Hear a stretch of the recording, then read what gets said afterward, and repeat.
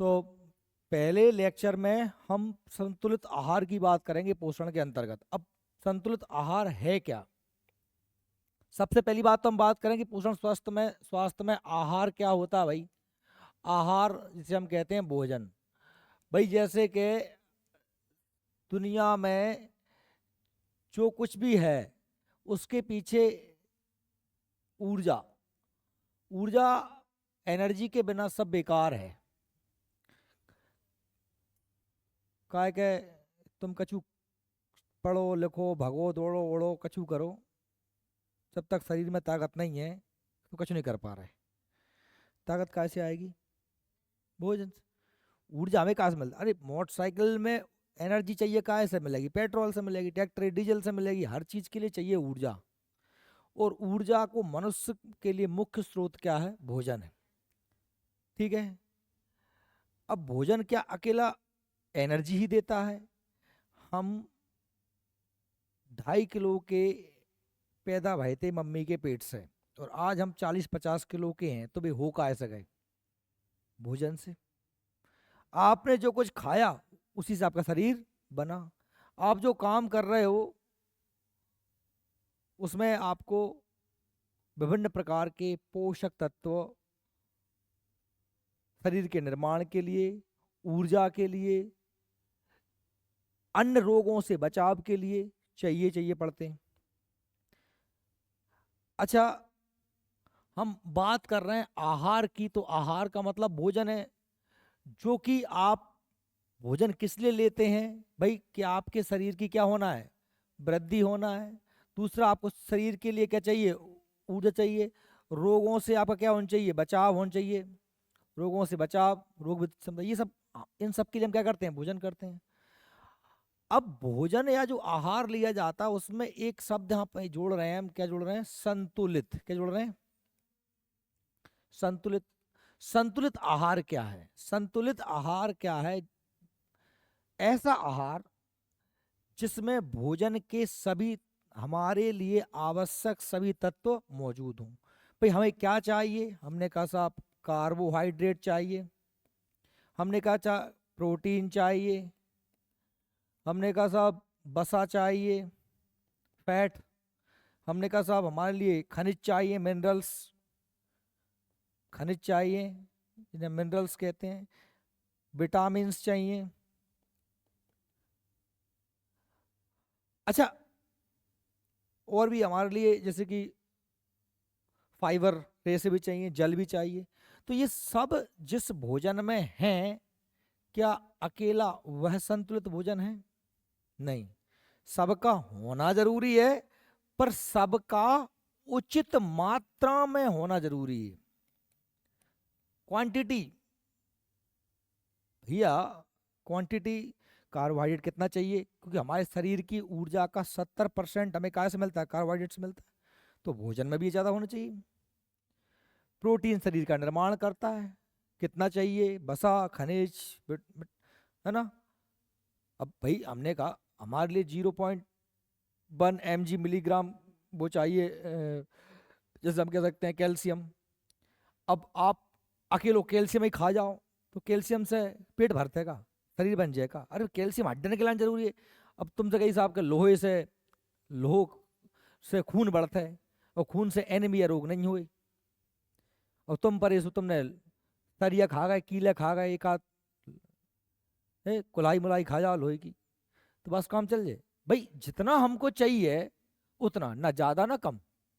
एक चीज तुझे, अच्छा, क्या जितना चाहिए उतना मिल रहा है आपको, तो वो क्या कहलाएगा? संतुलित आहार कहलाएगा। एक तो वे सभी तत्व जो चाहिए हमें बेसब्रे हों, और उतनी मात्रा में हों जितने हमें चाहिए। समझ में आ रही मेरी बात? तू का कहलाएगा संतुलित आहार। अच्छा, क्या सबके लिए संतुलित आहार समान होगा? क्या होगा? का नहीं होगा। फिर भाई एक आदमी जो दिन भर खा के सोते करे, कछु काम वाम नहीं करे, बाय, और एक आदमी हिमालय करते दिन भर बूरा फेंकते मंडी में, गड्ढा खोदते, तो सबके लिए आवश्यकता बराबर होगी क्या? एक औरत जो सामान्य, सामान्य जो है, एक सेकंड,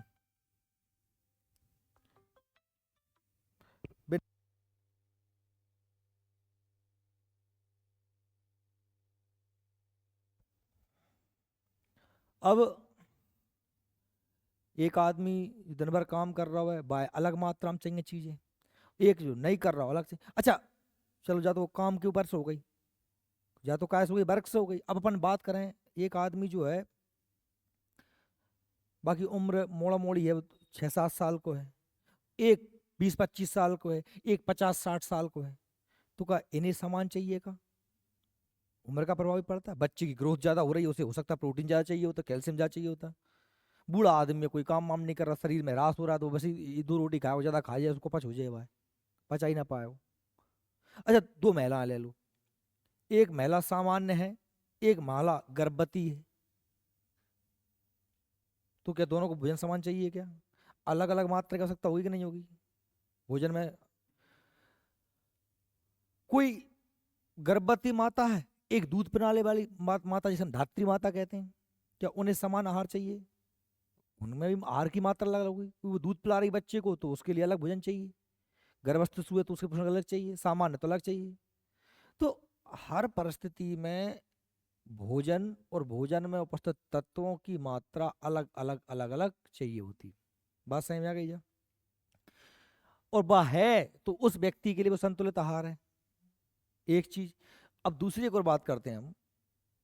दूसरी बात ये है कि भैया संतुलित आहार तो हो गया, अगर मान लीजिए किसी व्यक्ति को जितना चाहिए था मटेरियल, उस व्यक्ति को उस भोजन में उतना मटेरियल नहीं मिला, कम पड़ गया किसी चीज की, प्रोटीन कम होगा, कार्बोहाइड्रेट कम होगा, तो भोजन से को हम क्या कहेंगे?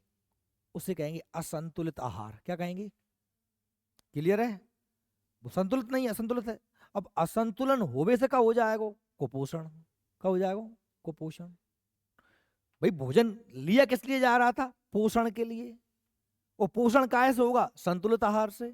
संतुलित आहार में अगर तत्व बराबर नहीं है तो वो कहलाएगा असंतुलित आहार। असंतुलित आहार लेने से क्या हो जाएगा? कुपोषण। बात सही में, जो बहुत बड़ी रीजनिंग तो करेंगे, सरल सी बात है, ठीक है।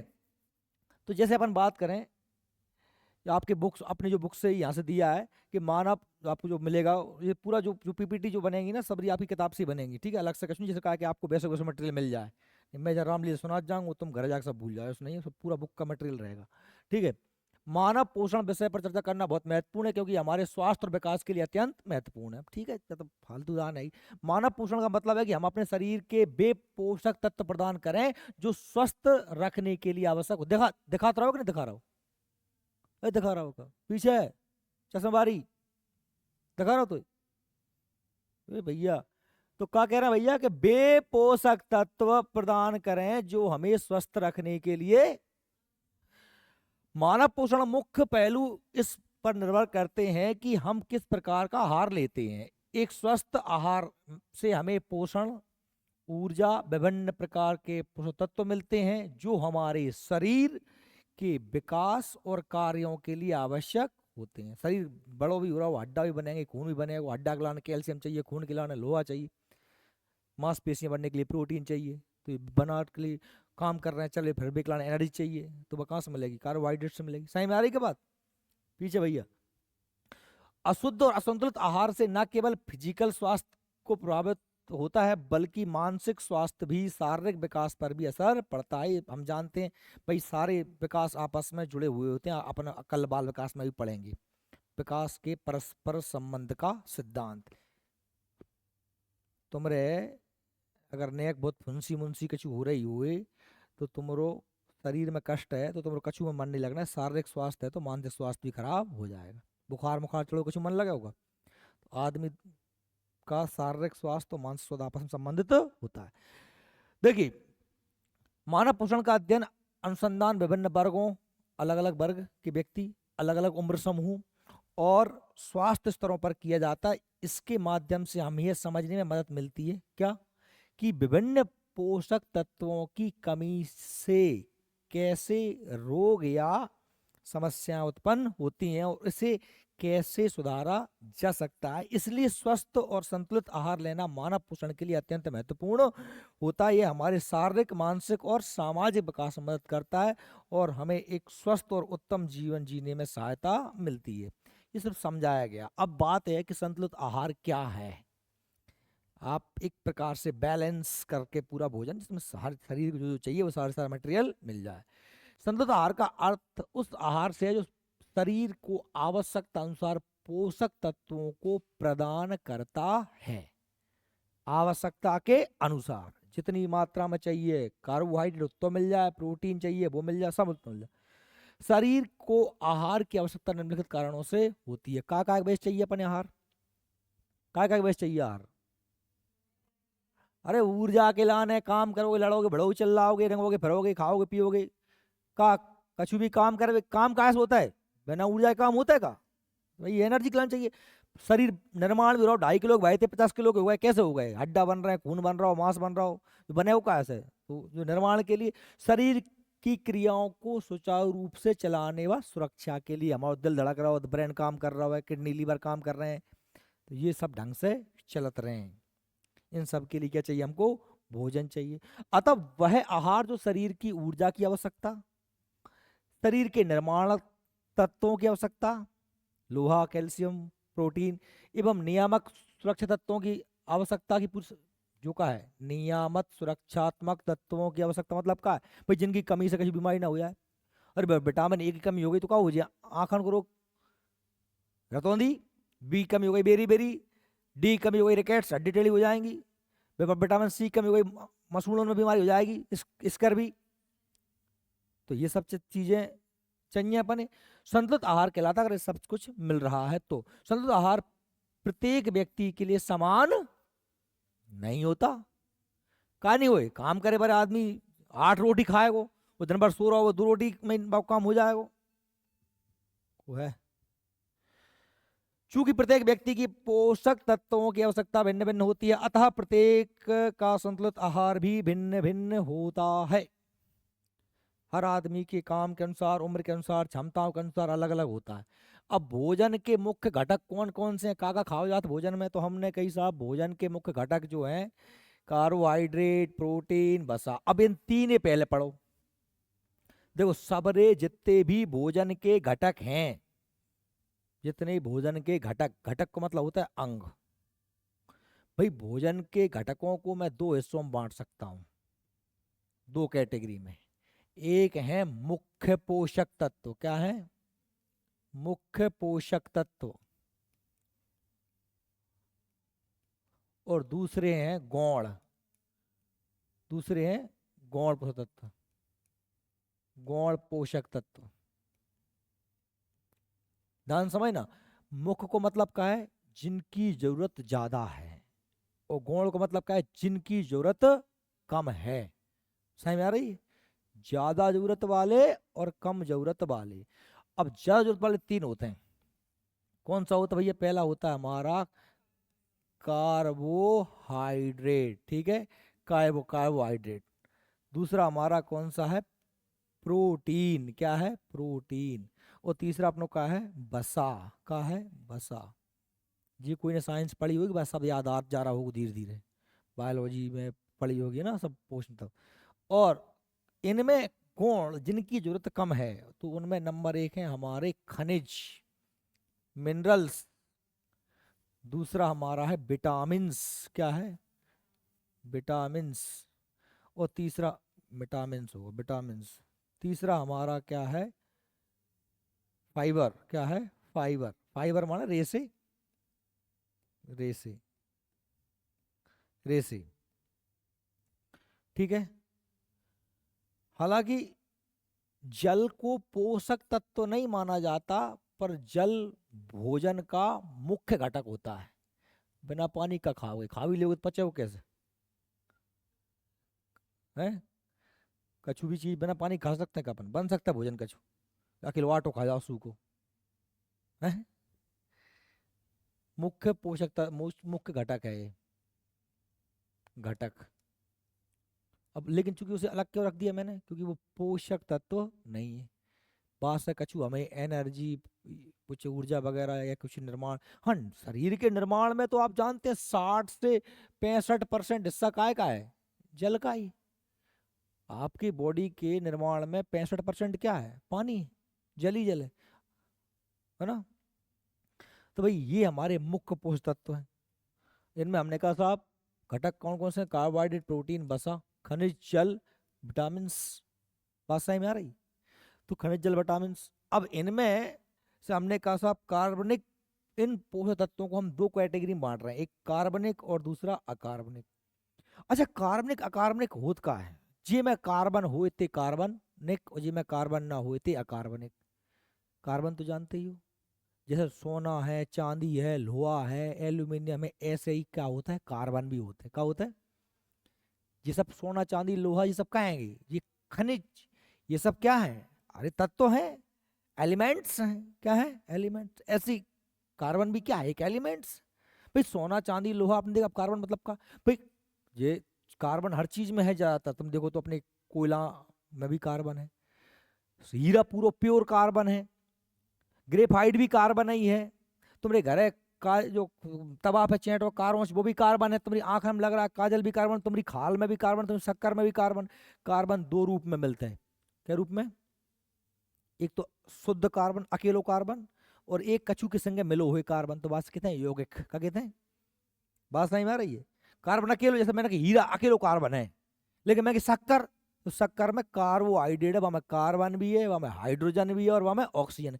तो वो कार्बन काय के रूप में? यौगिक के रूप में। काय के रूप में? यौगिक मतलब क्या होता है? दो या दो से अधिक तत्वों को अपन का कहते हैं भैया यौगिक कहते हैं। सही में आ रही है मेरी बात? तो यौगिक मतलब जब कार्बन के संग कुछ और भी मिलो हुई, वो अकेलो कार्बन। तो हम क्या कह रहे थे कि पोषक तत्वों को दो कैटेगरी में बांटा। जैसे देखो मैंने कही तुमसे जैसे C6H12O6। अब ये क्या है भैया? अपना कार्बो, ये ग्लूकोज है। क्या है? ग्लूकोज। तो इसे क्या कहते हैं? कार्बोहाइड्रेट कहते हैं। अब बताओ ये कार्बनिक पदार्थ है? क्या कार्बनिक पदार्थ है? किए से मालूम चला कि इसमें क्या है? कार्बन है। सी माने क्या है? कार्बन। लेकिन मैंने तुमसे कह दिया H2O, बताओ इस ये कार्बन पदार्थ है? क्या कार्बनिक है? तो इसमें कार्बन नहीं है। तो भोजन के, जैसे मैंने कहा तुमसे कार्बनिक पदार्थ, कार्बोहाइड्रेट क्या है? कार्बनिक पदार्थ। वसा भी क्या होती है? लिपिड भी सब क्या होती है? कार्बोहाइड्रेट। ठीक है। प्रोटीन भी क्या है? कार्बनिक। और विटामिन भी क्या होते हैं? कार्बनिक, सूक्ष्म पोषक देते हैं।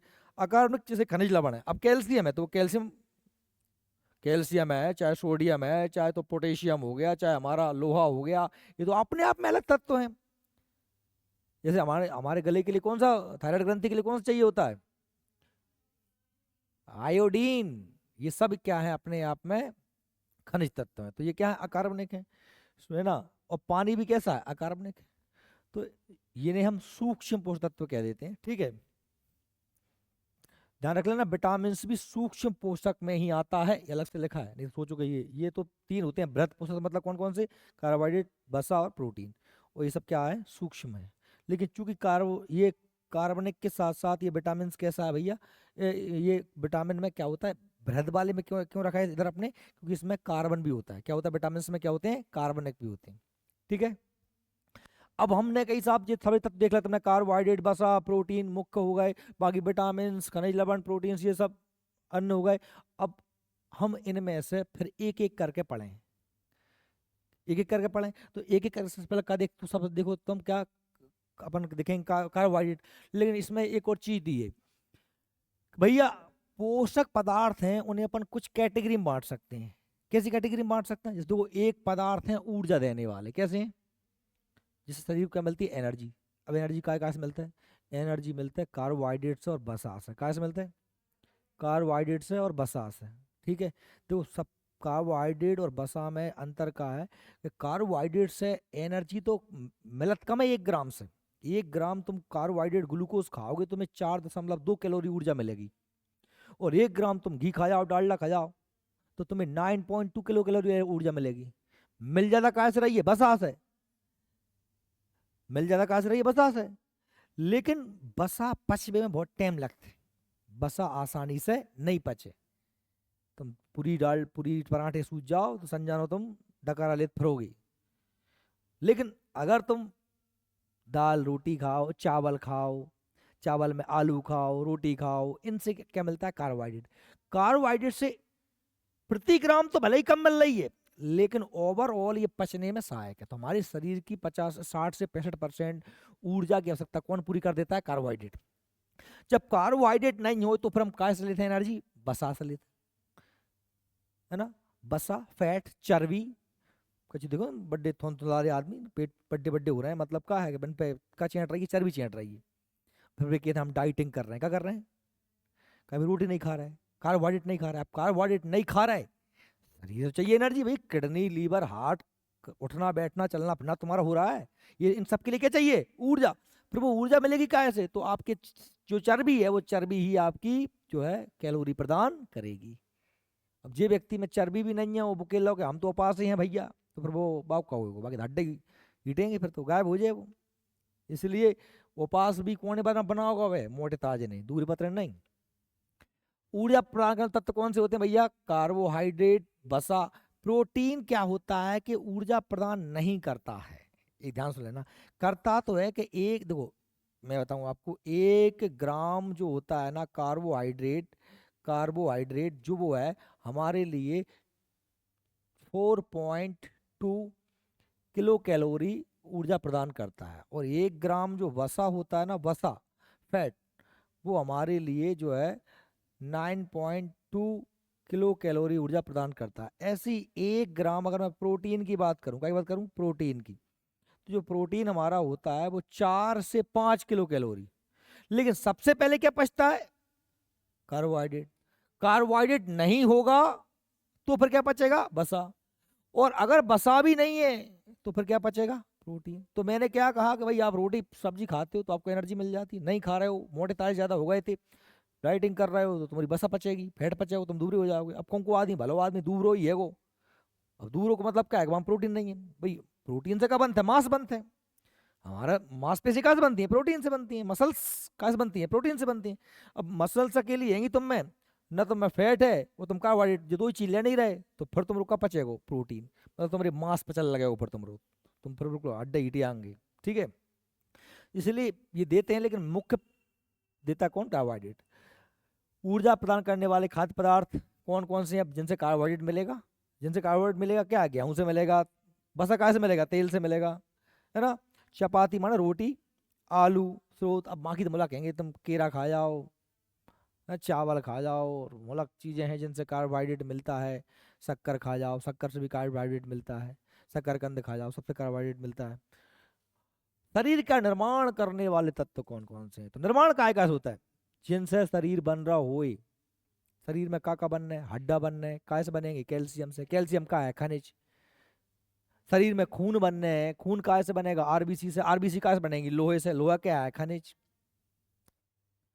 शरीर में मांस बनना है, कैसे बनेगा? कोशिका कैसे बनेगी? प्रोटीन से। कैसे बनेगी? प्रोटीन से। तो प्रोटीन, प्रोटीन भी हमारा ऊर्जा जो है निर्माण का ही तत्व हो गया। तो क्या कहना भाई? खनिज, प्रोटीन व जल। 60 से 70% हिस्सा कैसे बना होता है? जल से। खनिज, प्रोटीन, जल क्या है शरीर में? वे पदार्थ जिनसे कि शरीर का निर्माण होता है। क्या होता है? निर्माण। शरीर निर्माण वाले खाद्य पदार्थ को प्राप्त कैसे होते हैं? चना से प्रोटीन प्राप्त हो जाएगा आपको। जितनी भी दालों वाली फसलें, चना मटर मसूर मूंग, उन सबसे क्या मिलता है? प्रोटीन मिलता है। और प्रोटीन कैसे मिलेगा भाई? आपको अंडे से प्रोटीन मिल जाएगा, अंडे में आपको कैल्शियम भी मिल जाएगा, है ना। मछली खा जाओ तो मछली में प्रोटीन, मछली का प्रोटीन सबसे ज्यादा सुपाच्य प्रोटीन होता है, सबसे जल्दी पचने वाला प्रोटीन होता है। मूंगफली का तेल। दूध में तो आपको देखो, दूध को संपूर्ण पाचक संपूर्ण पोषक तत्व कहा जाता है। क्यों कहा जाता है? कि दूध एकमात्र ऐसा पदार्थ है जिसमें आपको सब कुछ मिलेगा। जिसमें आपको कार्बोहाइड्रेट मिलेगा, जिसमें आपको प्रोटीन मिलेगा, जिसमें आपको फैट मिलेगा, जिसमें आपको खनिज मिलेंगे, कैल्शियम मिलेगा, फास्फोरस मिलेगा। अकेला एकमात्र पदार्थ है जिसको आप अकेला खा के, अकेला पी के जीवित रह सकते हो। किसको? केवल दूध को। आप एक चीज अकेले कचू खाओ, मांस ही मांस खाओ तो जिंदा नहीं रह पा रहा है, अंडे अंडा खाओ तो नहीं अकेले रोटी रोटी खाओ तो जिंदा नहीं रह पा रहा है। रोटी से अकेले कब मिलेगा? कार्बोहाइड्रेट मिलेगा। दाल से अकेले कब मिलेगा? दाल से अकेले प्रोटीन मिलेगा। फलों से अकेले मान लो कुछ फल खा रहा है, उनसे आपको जो है, अब जैसे मान लो तुम टमाटर खा रहे हो तो टमाटर में कहाँ तुम्हें कार्बोहाइड्रेट मिल रहा हो? वहाँ में तुम्हें विटामिन सी वगैरह मिल जाएंगे, या अन्य तत्व मिल जाएंगे, जल मिल जाएगा। लेकिन अपने डोकरा कहते दाल रोटी खाओ प्रभु गुण गाओ। क्या कहते? क्या कहते कि दाल से मिल गया प्रोटीन, रोटी से मिल गया कार्बोहाइड्रेट, और रोटी चिपरी तो खाओ गई, घी से मिल गया बसा। तीन चीज चाहिए मेनली, मिल गई तीन, दाल रोटी खाओ प्रभु गुण गाओ, सब मिल गया। हमारे लिए मेन चीज चाहिए। अब बाकी तो फिर थोड़ा तो पानी उसमें है ही, क्या होगा? क्या कह रही? अरे कह दे, जैसे डरा सिखा, डरा मत मत डरावे काम नहीं है। दूध एक संपूर्ण आहार कहा जाता है। अब कछु ऐसे पदार्थ दो दो हो गए, एक तो ऊर्जादेय वाले हो गए, और दूसरे नर बनाए वाले हो गए, और तीसरे है, सीधे देख लें, ये ऐसे नहीं, सर में मत ही और ऐसे मन ना लग रहा हो तो बस 2 मिनट में छोड़ो ही बार हूँ, करता ही नहीं है, छुट्टी करे बार हूँ 2 मिनट में। मने मन के बहकावे में ना आ, मन राहा भूलावे भ्रम में डाले।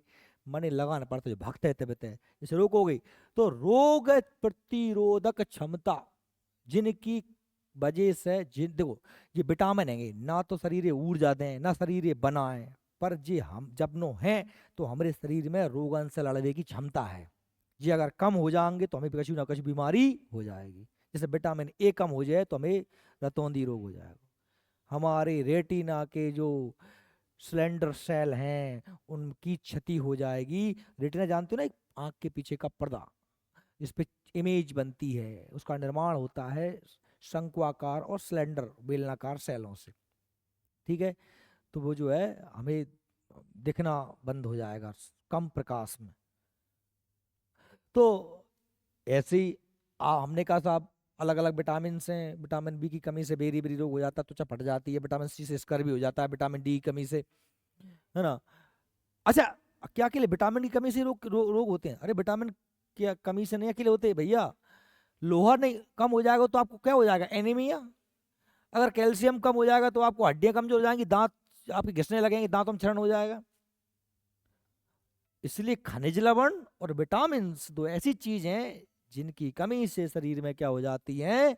बीमारियां हो जाती हैं।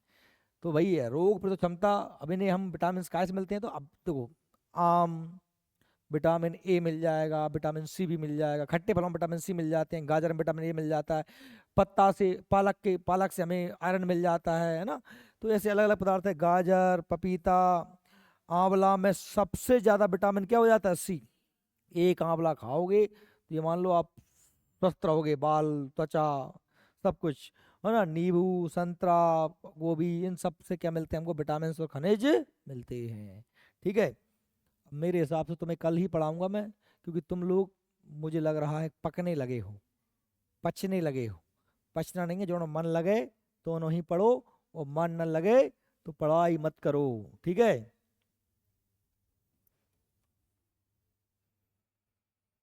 और सुनो, योजना